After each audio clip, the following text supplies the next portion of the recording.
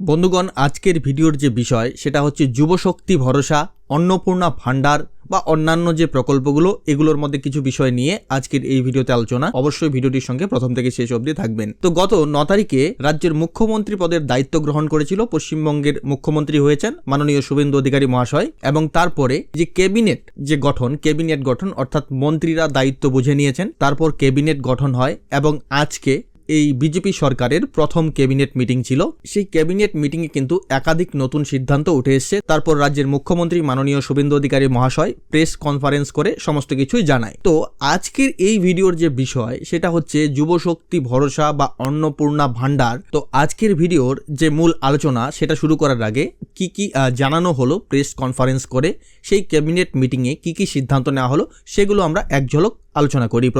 প্রথম বিষয় যেটা সীমান্ত সুরক্ষা নিয়ে বিএসএফকে জমি দেওয়ার ব্যাপারে যে সিদ্ধান্তটা সেটা নেওয়া হয়েছে, তো ডিটেলস আলোচনা আমি করছি না। তারপর যে বিষয়টা, তার সঙ্গে সঙ্গে আয়ুষ্মান ভারত, বেটি বাঁচাও বেটি পড়াও প্রকল্প, এই সমস্ত এবং যে কেন্দ্রীয় সরকারের যে আরো অন্যান্য যেগুলি প্রকল্প ছিল সেই প্রকল্পগুলো কিন্তু পশ্চিমবঙ্গেও চালু করার সিদ্ধান্ত নেওয়া হয়েছে এবং সেই প্রকল্পগুলোতে পশ্চিমবঙ্গও যুক্ত হলো। তার সঙ্গে সঙ্গে যেটি যারা চাকরির প্রার্থীরা রয়েছেন, এতদিন যাবৎ কোনো রিক্রুটমেন্ট পাচ্ছিলেন না, যার ফলে বয়সের সময়সীমা পেরিয়ে গেছে, তাদের জন্য কিন্তু আরো 5 বছর যে বাড়ানোর যে আলোচনা সেটাও কিন্তু আজকের এই প্রথম ক্যাবিনেটে উঠে এসছে।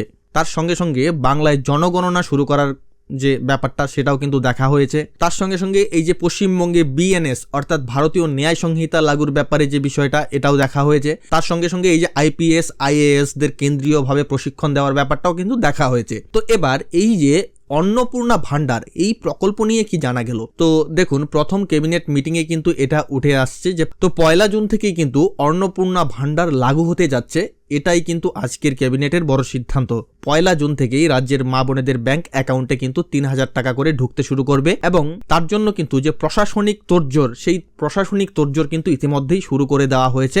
তবে তো এখানে একটা বিষয় এখনো কিন্তু ধোঁয়াশাই থেকে যাচ্ছে যে এই প্রকল্পের জন্য আবারও নতুন করে আবেদন করতে হবে কিনা, নাকি পুরনো যারা লক্ষ্মীর ভান্ডার প্রকল্পের টাকা পাচ্ছিলেন তাদেরকেই আবার সেই অ্যাকাউন্টেই টাকা দেওয়া হবে এবং যারা নতুন এই প্রকল্পের আওতাভুক্ত হবেন তাদেরকে আবার আবেদন করতে হবে। এই সমস্ত বিষয়ে কোনো কিছুই জানানো হয়নি। তবে একটি বিষয় যাই হোক না কেন, একটা কাজ কিন্তু আপনাকে অবশ্যই করা থাকতে হবে, সেটা হচ্ছে ডিবিটি লিঙ্ক। প্রত্যেকটি ভিডিওতে বলছি, এর আগের ভিডিওতেও বলে এসেছি, কারণ যখন যুবসাথী প্রকল্প ছিল তখন দেখেছি বারবার বলা সত্ত্বেও অনেকেই ডিবিটি লিঙ্ক করেননি এবং ভুল অ্যাকাউন্টের সঙ্গে ডিবিটি লিঙ্ক ছিল, যার ফলে আপনাদের সেই টাকা ভুল অ্যাকাউন্টে চলে গেছিল এবং সেই টাকা আপনারা কোনোভাবেই তুলতে পারছিলেন না বা আপনার হাতে আনতে পারছিলেন না। তো অবশ্যই সময় থাকতে ডিবিটি লিঙ্ক চেক করবেন, বা কিভাবে চেক করতে হবে তার ভিডিও আমাদের চ্যানেলে রয়েছে, একটু দেখে নেবেন। যুবশক্তি ভরসা, যেটা বিজেপির সংকল্প পত্রে ছিল যে রাজ্যের বেকার যুবকদের 3000 টাকা করে দেওয়ার কথা বলা হয়েছিল যতদিন না পর্যন্ত তারা চাকরি পাচ্ছে। তো এই প্রকল্পটার কি হবে? দেখুন,